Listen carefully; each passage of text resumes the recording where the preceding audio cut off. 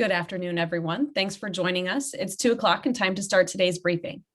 On our panel today, we have Milwaukee Mayor Tom Barrett, Milwaukee County Executive David Crowley, Dr. Ben Weston, Associate Professor at the Medical College of Wisconsin and Director of Medical Services for the Milwaukee County Office of Emergency Management, and Darren Roush, Health Officer and Director of the Greenfield Health Department. Mayor Barrett, we'll start with you today. Well, thank you very much, Sydney, and good afternoon, everyone. Well, we all know that this has been a very challenging time for vaccination supply. Since mid-December, essentially, when we were first allowed to have vaccines, or actually late December, through now, a lot of the tension, if you want to call it that, or the angst has been over who's eligible, when can they get the vaccination. The great news right now is that everybody who is over 16 is now eligible for the vaccination. And I'm also pleased to share that vaccine supply, which has been a constraint in recent months, is no longer a limiting factor at the Wisconsin Center or at community vaccination sites. Milwaukee now has sufficient vaccine supply to meet the needs of our city. So if you want to get vaccinated, and I sure do hope you want to get vaccinated, take advantage of this. Lines are essentially short. I was told earlier today that even today you can do walk-ups at the Wisconsin Center, and I think that will continue for the next couple of days. At least there are walk-ups available at North Division, at South Division. And so if we're going to defeat this, or I should say, when we defeat this COVID-19 pandemic, it will be after we have hundreds of thousands of our residents vaccinated. So please join the fight. Take the shot and get out there and get the vaccination in your arm. It's safe, it's efficient, and it's done in a very, very professional way. So with the opening of eligibility this week, I want to see as many members of our community as possible taking advantage of scheduling an appointment or walking in to receive their first dose of vaccine. I can assure you, having been through this and in my family having been through it, the vaccination process is quick, easy, and safe, and it is completely free. You can get in and out of the vaccination site in no time at all. So if you have been patiently waiting to be eligible to receive a vaccine or available appointment time, know that there are plenty of options now available, not only through the sites, but many pharmacies, your private healthcare providers. But we're asking all City of Milwaukee residents, all county residents, to take advantage, residents age 16 and up, to take advantage of the opportunity to receive a vaccination at the Wisconsin Center as soon as today. Schedule an appointment online at milwaukee.gov/COVID-Dex or phone in at 414-286-6800 if you want to make a reservation. Our community vaccination sites at North and South Division sites as high schools are also now open to all City of Milwaukee residents age 16 and up. And as I said earlier, no appointment is necessary. Just walk in between the hours of 10 a.m. and 4 p.m. Monday through Friday. Make a plan to get vaccinated today, tomorrow, or this weekend. If you're going to a walk-in location, you don't have to go alone. Bring family, bring friends or neighbors with you when you go. So again, looking forward, I want to share that our vaccination efforts will continue at our North and South Division high school community sites for one more week before they transition to our Northwest and South Side health centers in coordination with school reopenings. So let me explain what's going on. We've had a great partnership with the Milwaukee Public Schools, and they have opened these sites to us, to the community. Their plan is to start now, as they start bringing students back later in the month of April, to transitioning these to full-time high schools, which I think is also great news.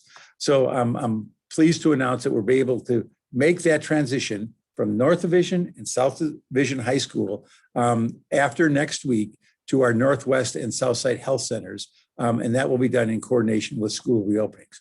I'm also pleased to share that today our Milwaukee Health Department will be expanding its outreach by vaccinating individuals in public housing at Convent Hill and Hillside Terrace. We want to make sure that throughout the city have the opportunity to be vaccinated. So let's talk about testing and cases. As a reminder, starting Monday, April 12th, testing in American Family Field will move to Monday, Wednesdays, Fridays, and Saturdays from 9 a.m. to 3 p.m. to account for the baseball season. So as we're trying to get life back to normal, again, another incredible partnership, just like our strong partnership with the schools, we've got a strong partnership with the Milwaukee Brewers. And we're happy that they're back on the field. We're happy they've been beating the Cubs the last couple of days. We want them to continue winning. And they're going to have some games scheduled that we'll talk about over the next couple of weeks that'll account for a little change in schedule. But we know that moving forward, Monday, Wednesdays, Fridays, and Saturdays from 9 a.m. to 3 p.m., we'll be able to have the testing again at American Family Field. And for those who have been there before, the location of the testing site has changed a little bit. You will now go a little further east at the Yount parking lot, as they call it, for testing. Last week, we administered a total of 3,041 total COVID-19 tests. So there's still obviously demand for testing. If we need more, we'll add more. But we're still concerned about the rise in numbers that we have been seeing, and we'll review our public health order next week. Again, we are troubled by what we're seeing in terms of an increase in the percentage of people testing positive. And we want to make sure that we stay ahead of this pandemic. With beautiful spring weather, vaccination efforts underway, and loosening restrictions, it can be easy to forget the basics of fighting COVID-19. We are all totally exhausted from this. There is nothing fun about this whatsoever. But please remember the 3 W's when you're out in public or interacting with people outside of your household. Wear a mask, wash your hands, and watch your distance. We must continue to follow the necessary precautions to keep our community safe. We want life back to normal. So let's just stay with it until we can get life back to normal. And with that, I'm going to turn it over to the county executive. David. Thank you so much, Mayor Barrett. Good afternoon to everyone joining us. I do have some encouraging news to share today, which is first, our Kosciuszko vaccination site, we've officially administered 10,000 doses to community members and Milwaukee County employees. And the other is that the Milwaukee County Transit System will increase its capacity limits from 15 to 20 passengers per bus starting Monday, April 12th. And when you think about this adjustment, it comes as a growing number of people in Milwaukee County are becoming vaccinated, and aligns with phased reopening plans and relaxed restrictions from health officials. And the data shows that the rate of COVID-19 transmission is low on our buses, and allowing additional passengers on each of our buses will enable our transit system to better serve those who need reliable on-time transportation, whether they're going to work, school, medical appointments, pharmacies, grocery stores, and other important destinations. And this is in line with other cities as we begin to see more vaccines being distributed. And while we are making some progress, significant progress, vaccinating residents as quickly as possible, it is important that we continue working together to crush COVID-19 once and for all, even as restrictions are eased. And I want to remind everyone that masks are still required while utilizing public transportation, getting vaccinated, masking up and staying physically distanced, washing your hands and getting tested. These are all crucial tools to protecting ourselves and our families. So if you'd like more information on MCTS's response to COVID-19, you can visit ridemcts.com/coronavirus. And I'd also like to remind everyone that as the mayor mentioned, as of this past Monday, April 5th, all Wisconsin residents ages 16 and older are eligible to receive the vaccine. So if you have not scheduled an appointment to receive your vaccine, we want to encourage you to visit healthymke.com to use this vaccination site locator. And again, that's healthymke.com. This locator, it really shows you where you can go to get the vaccine and if an appointment is required.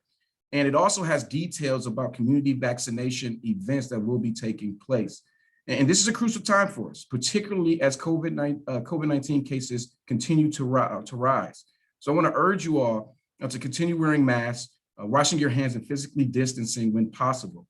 This pandemic is still far from over, and the best thing that you can do to protect yourself and your community is to sign up to receive your vaccine as soon as possible. In order to mitigate the spread and the severity of COVID-19, we all must participate in all the safety precautions that we continuously talk about. And so everyone has a part to play in making sure that we can keep Milwaukee safe. And lastly, I'd like to highlight the We Care Cruise bike drive that began also this past Monday, April 5th, and will continue through May 5th.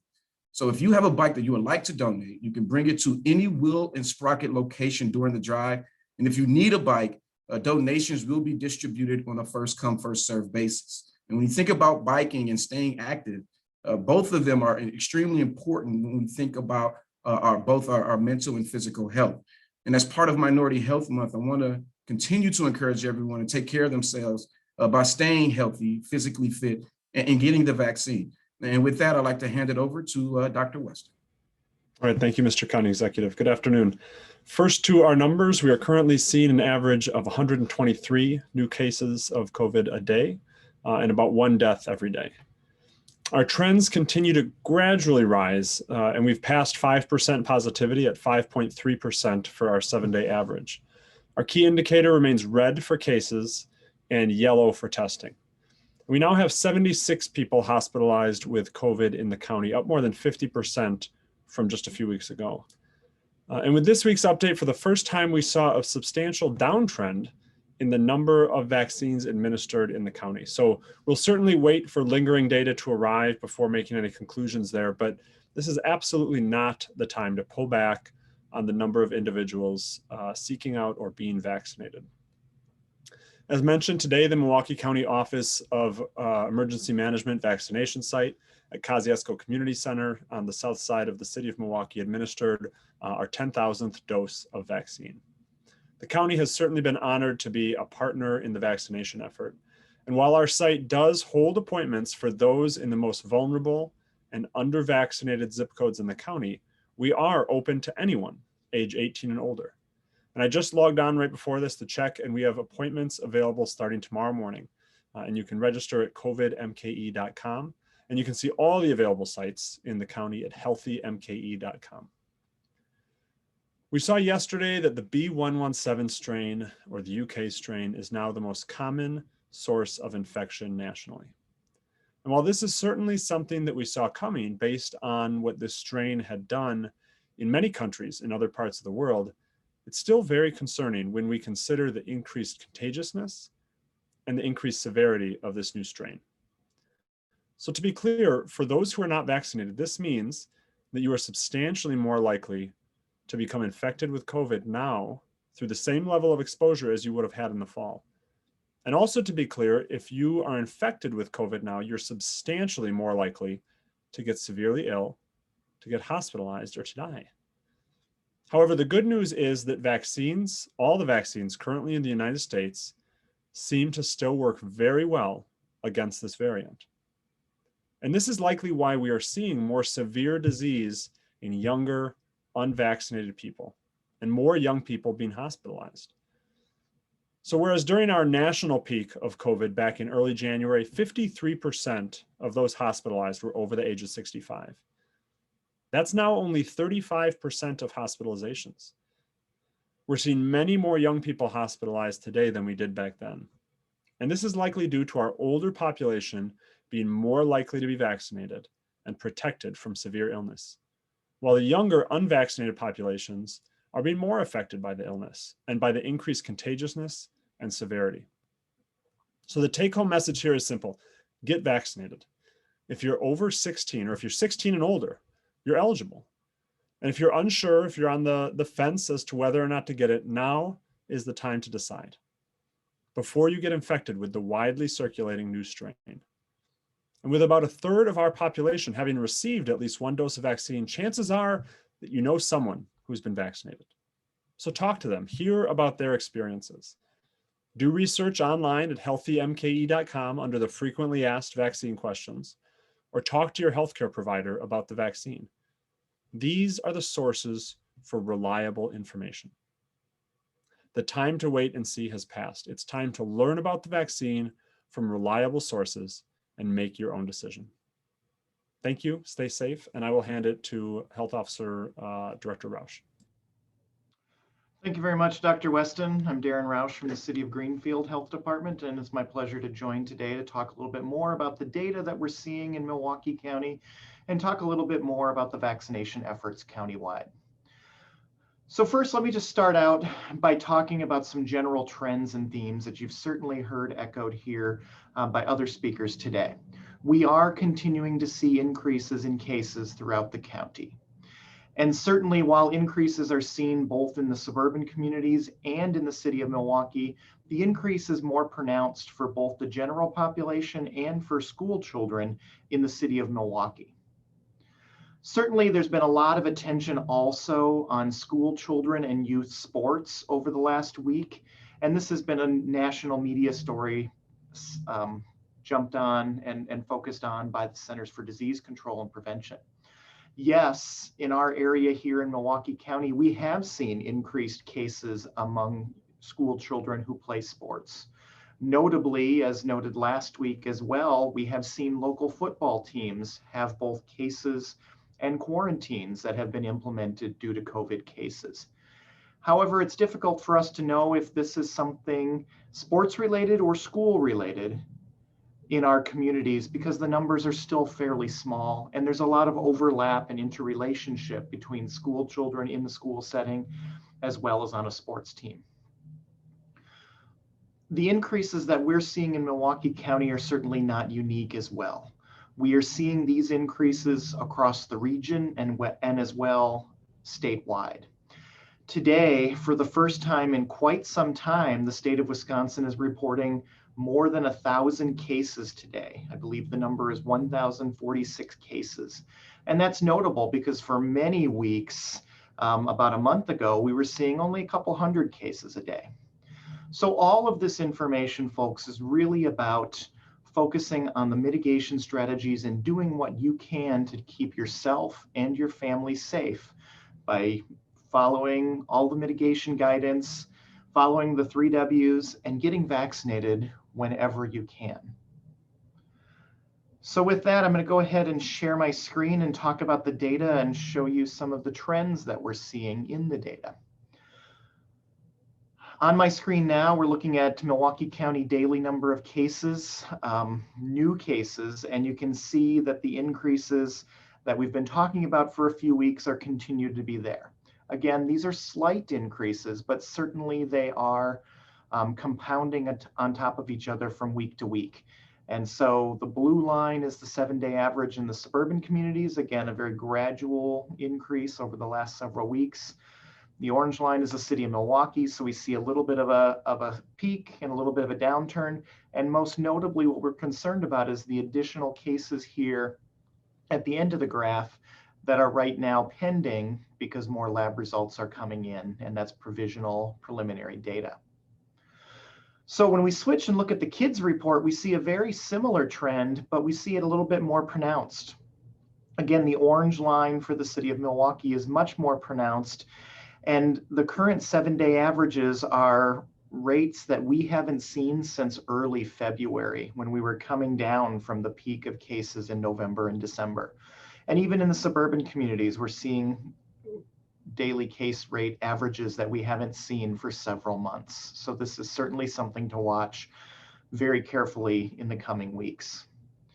Moving back to the county-wide report, we continue to reflect and see very high vaccination numbers in our older, more vulnerable populations, with very, very high numbers of people over 65 getting vaccinated. I believe that number in Milwaukee County is north of 70%. And so as a result, we see very few deaths in the recent weeks. And this is a very, very positive outcome of the strong vaccination effort that's been occurring throughout the community. Talk next about the reproductive number. And certainly this is one of the more concerning things that we've been tracking over the last couple weeks. The most recent data now that we're reflecting here shows a reproductive number under 1. So showing a squashing of the transmission of COVID-19. But you can certainly see here for much of the last 2 weeks, that reproductive number or transmission rate has been well north of 1, meaning increased transmission of COVID-19 in our community. So we're good now, but certainly we hadn't been good in this measure over the last couple weeks. And we can certainly see here in the city of Milwaukee, it was a little bit higher than the countywide average. And in the suburban communities, it was a little bit lower. So that's something we want to really make sure that we're doing all of the things to keep ourselves safe, to stop the transmission of the disease and drive down that transmission rate. We've talked at length about demographic trends over the last several months as well on media briefings. Again, while we're seeing increases, the increases aren't really easily teased out to say, hey, is it 18-year-olds driving this? Is it 30-year-olds driving cases? You know, what racial or ethnic subgroup? It really seems that we're seeing slight increases in all of the groups, and very difficult to see as we look in here, but you know, generally a little bit of an increase across all groups. And that's why it's very important for all of us to get our vaccine when eligible and continue to follow the mitigation steps.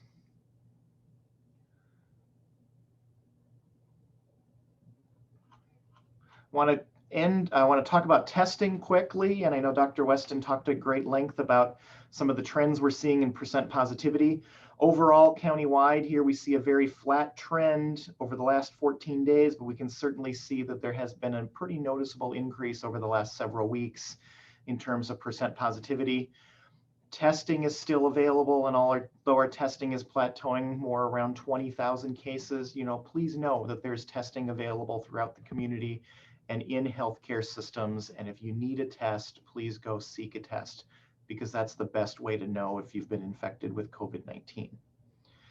And then lastly, I'll just show the spatial map looking at where COVID has been hottest over the last couple weeks. Looking at the last 2 weeks, the areas in red is where we've seen a large number and a large rate of disease for COVID-19. Again, these numbers are smaller than we've seen historically, but certainly indicative of considerable amounts of spread. And we see that many areas throughout the county continue to reflect high rates of COVID over the last couple weeks. So in conclusion today, I just wanted to talk a little bit more about the vaccination efforts and reiterate some very important messages that you've heard previously on this media briefing.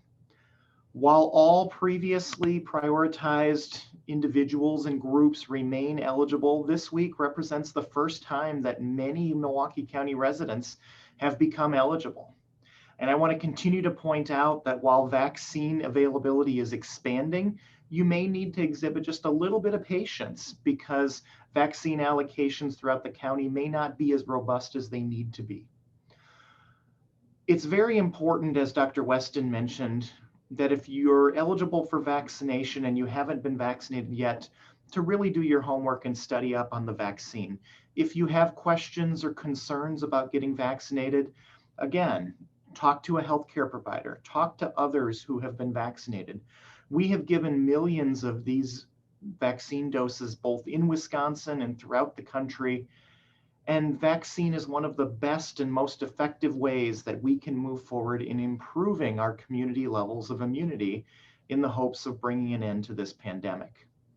I certainly want to encourage anyone who wants a vaccine to get one as soon as possible and as quickly as possible. And knowing that resources like healthymke.com provide opportunities for you to figure out where to get that vaccine, whether it's from a local health department, a healthcare system, or a community pharmacy. There are many options for you, many dates and times, and certainly avail yourself of all those resources to learn more about where you can get vaccine. Lastly, I want to talk to parents of children who are 16 or 17. I specifically want to remind parents that the Pfizer vaccine is the only one of the 3 vaccines that's available and approved for the use for individuals who are 16 or 17. Both the Moderna and the Johnson & Johnson vaccine are only available for those 18 years and older. So if you are a parent looking to vaccinate your older teen, make sure you're seeking a Pfizer vaccine. It can be very, very frustrating if my staff in the Greenfield Health Department need to call you and cancel out your 16 or 17-year-old from coming to our Moderna clinic or our Johnson & Johnson clinic. So make sure you're focused on Pfizer, and know that the reason you need to get Pfizer is because that is approved for that age group. And certainly while testing is occurring and research is happening to move the age range, right now, as of today, for those 16 and 17.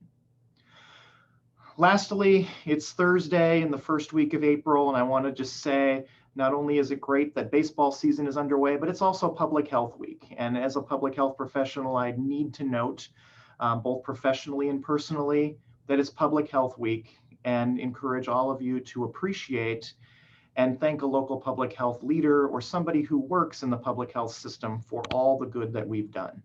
As I said last year in these media briefings, public health has more attention now than it ever has in the past.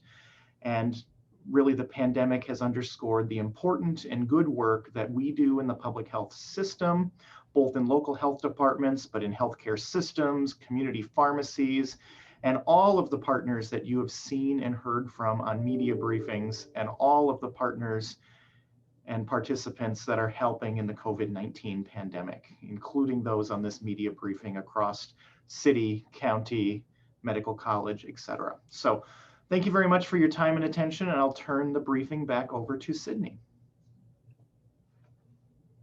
Thank you, Darren. Our first question comes from Joyce Garbasiak at WISN 12. Dr. Weston, maybe you can weigh in on this. With so many appointments available, is there a fear you've already reached everyone who wants the vaccine, meaning a big part of the population may not be interested in getting the shot? Sure, I can take an initial response here. So I think while we're seeing certainly a lot of the most eager vaccine recipients having perhaps already received their doses, there still seem to be many people in our community who want vaccines. So when you look at a recent national survey, the data showed that 60% of the overall population have either received their vaccine or want to get it as soon as possible. 60%. And so considering that only a third of our county has received at least one dose, it would suggest that there's still many people out there in Milwaukee County who want to be vaccinated. And I think that's where the Healthy MKE website is so helpful. It's a quick and easy source to find vaccine near where you live or where you work. Now, those same survey results also showed that nearly 20% of the population falls into this wait and see category. So this is the group of people that Director Rausch and I were talking about, where it's so important to take that time now to learn more about the vaccine from reliable sources. And I really think that when you talk to your healthcare provider, you talk to people you know who've been vaccinated, or you look online at reputable online sources, you'll find that the benefits of the vaccine outweigh any perceived risk of the vaccine. So I think there still is room for more people that want the vaccine to get it.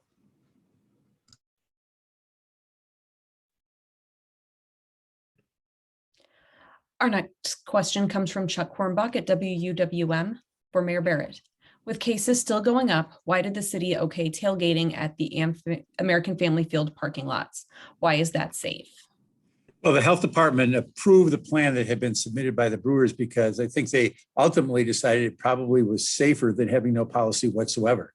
What we were hearing reports of is bars being overcrowded and people going into bars where they would have more exposure to more individuals.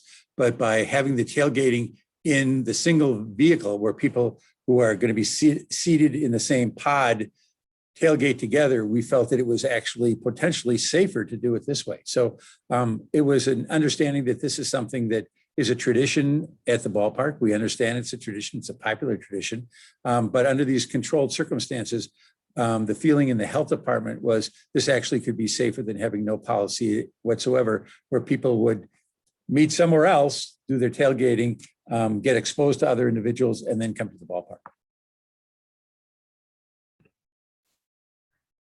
Our next question comes from Courtney Sisk at WISN 12.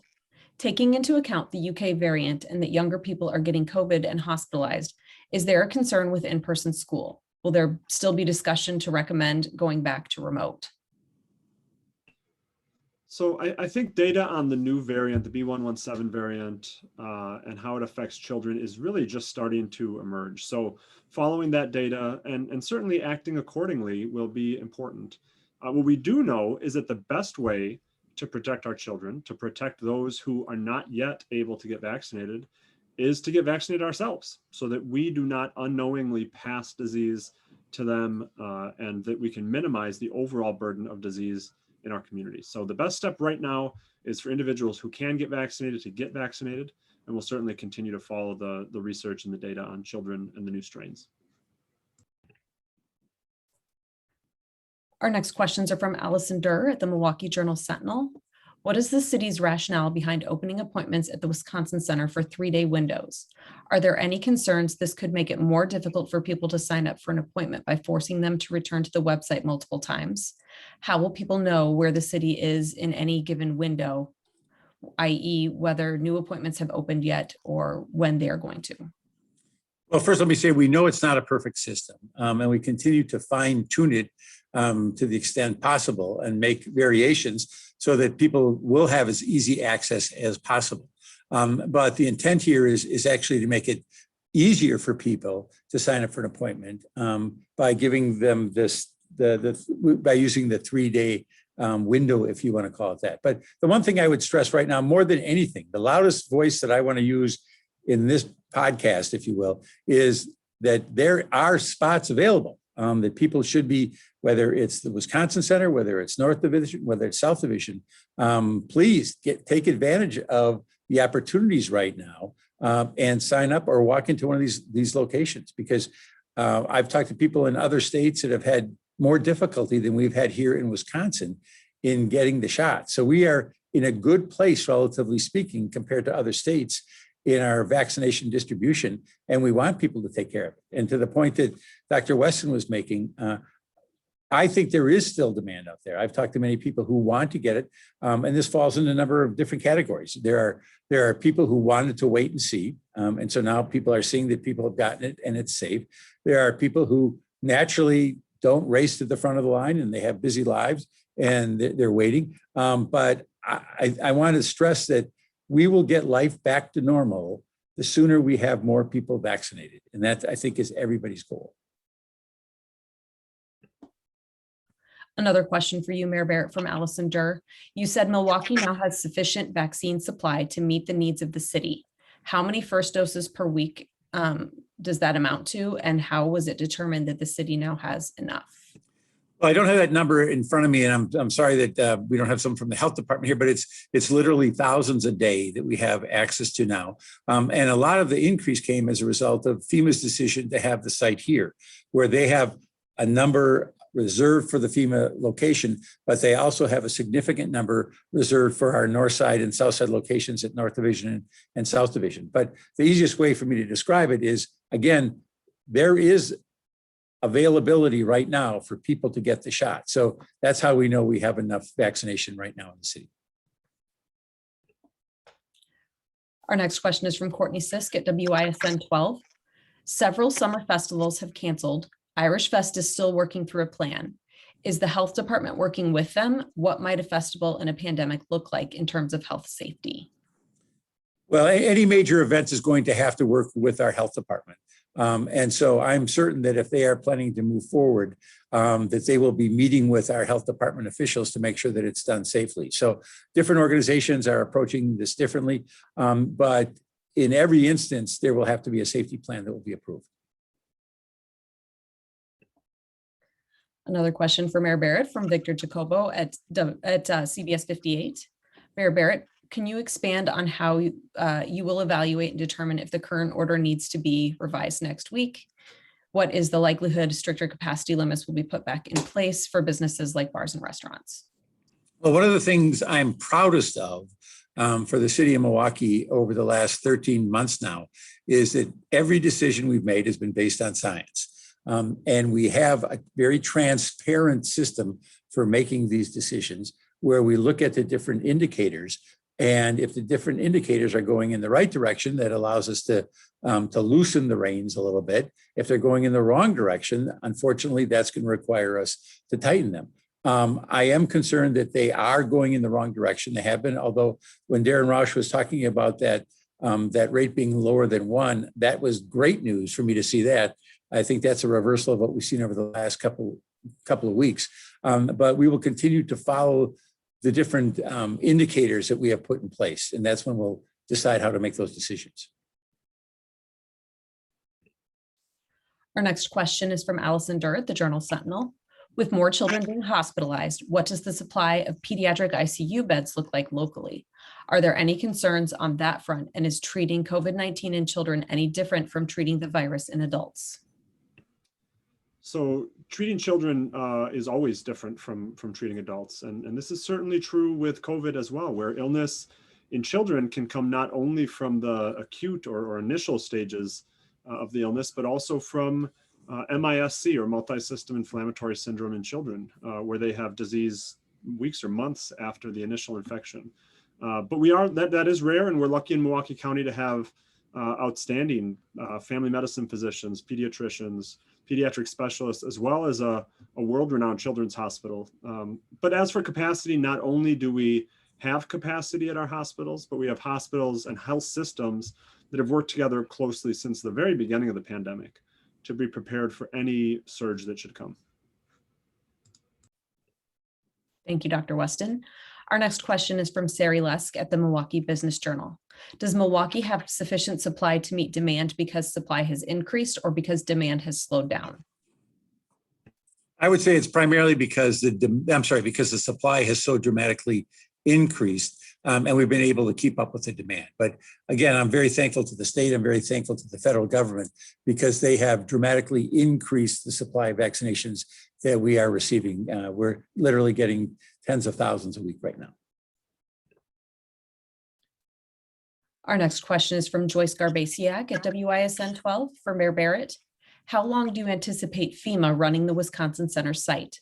What more can the federal government do to help local efforts? Well, we'll continue to be in cooperation and communication with the FEMA. Certainly, I'm hoping that we'll stay here as long as the demand is there. They've been very, very good to work with.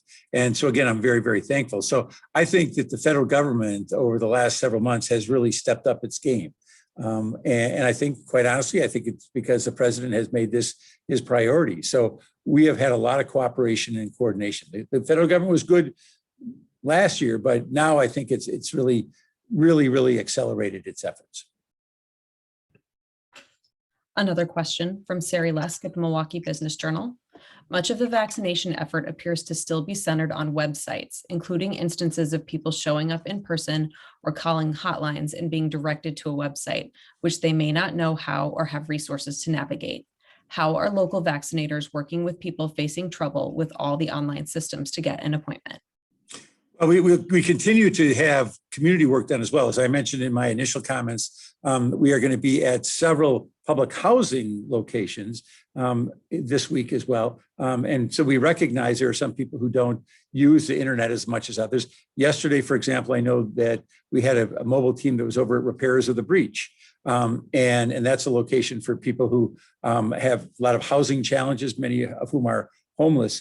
In those instances, what we've been doing is relying more on the Johnson & Johnson vaccines because we find that people who are very, very transient, it's better to allow them to get that one-shot vaccine. But we have a very proactive, concerted effort to reach those communities who don't rely either on the internet or on telephones.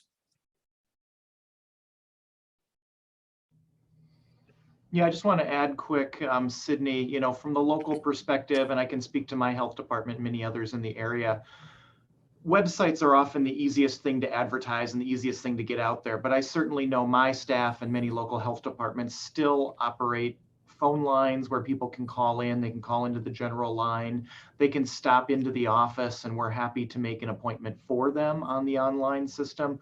Certainly understanding the challenges and the difficulties if somebody is not computer literate or has limited access, but certainly navigating in a number of different ways is certainly very important to get people connected to vaccines.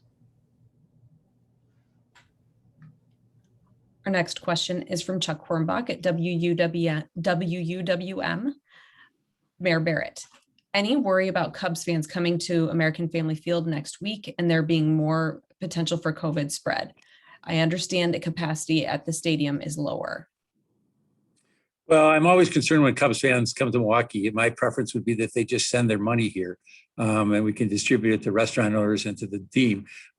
But I think that right now, having the capacity limitation in place, which is not that different from the capacity limitation that you're seeing for the Chicago ballparks, I don't foresee that as being an issue right now. Again, we have the rules in place. They have the rules in place in Chicago. And so as long as the brewers, who have been very, very good at this, continue to exercise the safety protocols, I think we're going to be fine. We have just one additional question in the chat at this point. If there are any other questions, make sure you get them into the chat. This question is from Courtney Sisk at WISN for Dr. Weston. Is there a possibility child care centers would need to shut down to stop the spread?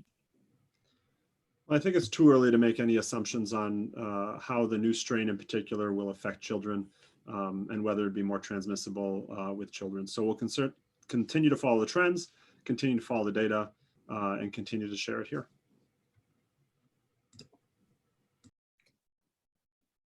That appears to be the final question. Last call for questions from the media. All right. Thanks everyone for joining us today. We'll see you back here next week on Tuesday. Thank you all. Thanks, everybody. Thank you.